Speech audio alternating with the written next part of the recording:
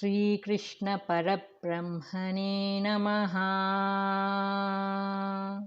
Sri Sadguru Paramatmane Namaha. Sarva Maharshibhyo Namaha. Karmayoga releases man from the bondage of action.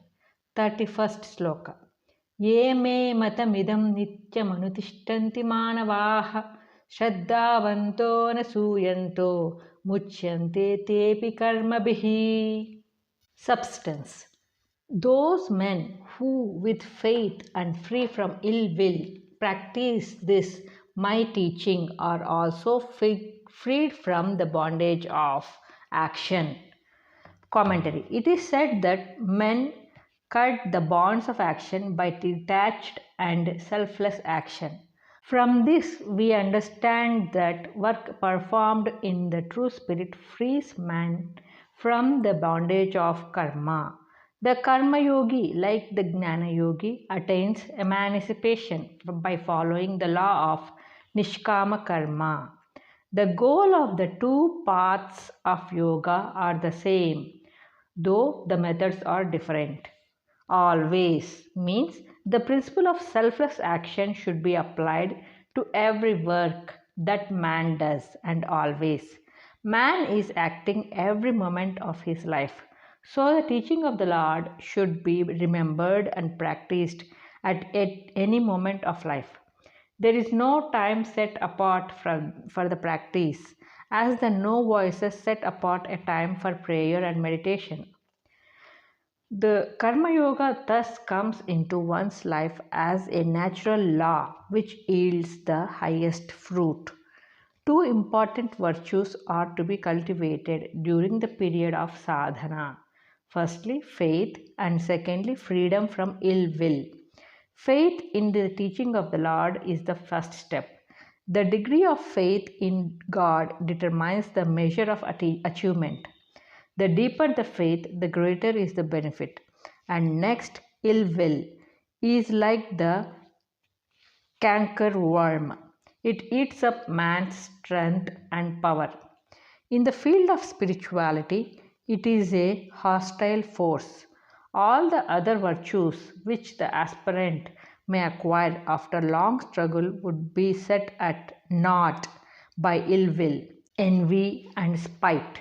So, faith in God and goodwill for the mankind are the two weapons for the man of action in the world. Such action performed with faith and surrender to God does not bind man to the wheel of karma. On the other hand, it releases him from bondage. Question. Who are freed from the bondage of karma? Answer. Those who practice the law of selfless action with faith in God are freed from the bondage of karma. The Lord declares the awful fate of those who have no faith in Him and who carp and cavil at His teaching. 32nd sloka. Etvedadabhyasuyanto nanu tishtanti me matam sarvagnana vimudanstan vidhi nashtana chetasaha. Substance. But those who carp at my teaching and do not practice it know them as men deluded in all knowledge, devoid of discrimination, and doomed to destruction. Commentary. Those who carp and cavil at the spiritual teaching of the Lord are doomed to destruction, driven by desires, haunted by hopes and fears, blasted by frustration. They live a restless life and die in darkness, and they pass the endless stream of birth and death without rest or peace. They cannot understand the secret of the Supreme Brahman, nor the liberation from the bondage of action. Though a man is learned in the Shastras, knows many languages, is acquired with many spiritual theories, if he is devoid of faith in God and discriminative understanding, he is indeed an ignorant man who knows nothing. His mind is gross, his discrimination is confused, and so he wanders in the wilderness of the perishable world, tired, weary, and restless. Such men are lost because they have no discrimination, no faith in the Lord. The power of nature is irresistible. 33rd sloka. Sadrusham cheshtate swasyaha prakrute gnanavanapi prakrutim yanti bhutani nigraha kim karishyati. Substance. Even a wise man acts according to his own nature. Beings follow nature. What can restraint do? Commentary. The term a wise man, Gnanavan, refers only to a learned man who intellectually understands the principle of religion and philosophy. He has yet to realize the truth. More mere intellectual culture and understanding of the Shastras are powerless to control the tremendous power of natural instincts and tendencies with which a man is born in this world. Though he knows much of spiritual lore, yet he acts in conformity with his own nature.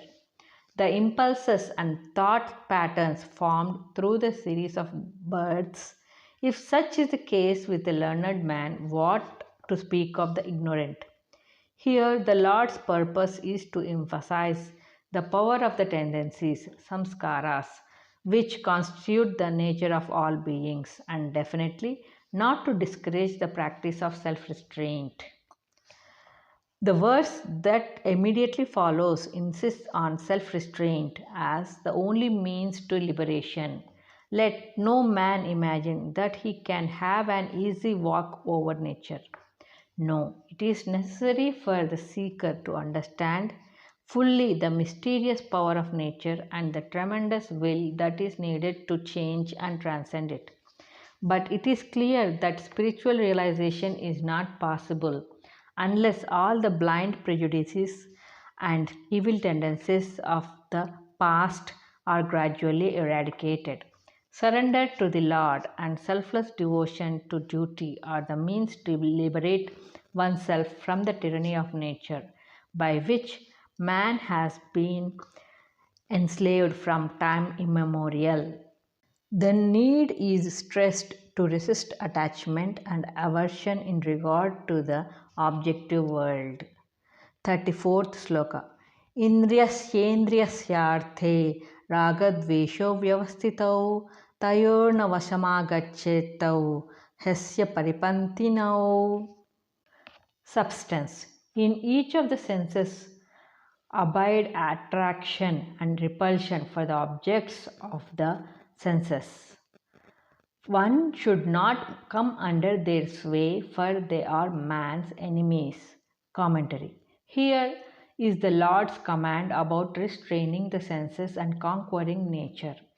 It would be wrong to interpret from the previous verse that Lord was stating the impossibility of overcoming nature. Man should not come under the sway of the material forces operating in the human personality. That is the Lord's injunction. So, the whole progress of spiritual life is one continuous and systematic attempt to counteract the natural forces till they are completely subdued.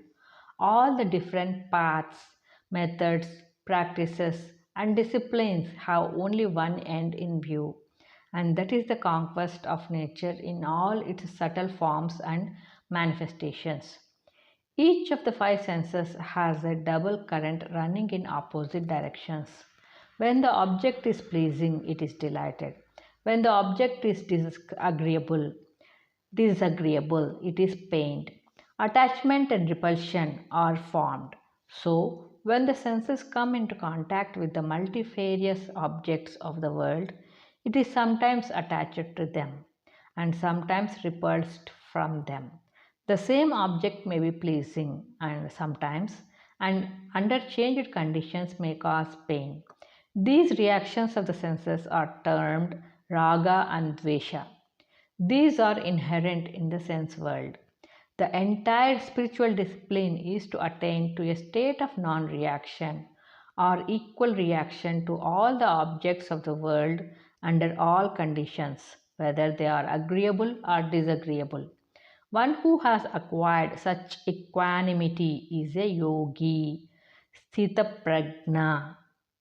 Attachment and repulsion, raga and dvesha, are the eternal enemies of the spiritual aspirant. These pairs of opposites have long established their way on the mind and the senses, and when man, by enlightened consciousness, tries to equalize the reactions, the mind and the senses would stoutly refuse to submit to the new discipline. Thoughts and habits react.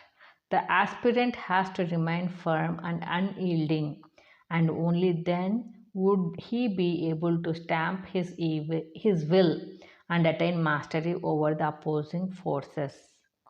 Devotion to God, selfless work, meditation on the real self, grace of a guru are helpers to secure victory. Till then, there is no rest or peace for man. When enemies enter a village, they are dangerous. When they enter the house, they are still more dangerous. And when they find place in one's own heart, the danger is greatest.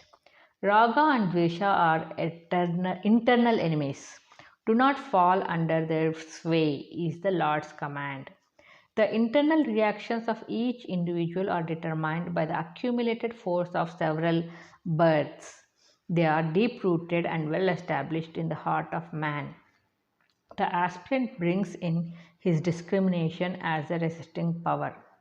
The struggle goes on for a long time. That which is stronger wins. It is futile to lament over the persistence of past tendencies, samskaras. They are there, whether you want them or not. Cheerfully and with courage, one has to fight them. The Lord's grace is on the side of the faithful aspirant. Nothing is impossible for him. Such should be the indomitable faith of the devotee, and the Lord's promise not to let down his devotee should give the aspirant the necessary will and inspiration, strength and courage to fight the battle till victory is achieved. Question: what is the nature of the senses? Answer: attachment and repulsion abide in the senses. Question: what should the aspirant do? Answer: he should not come under their sway because they are his enemies.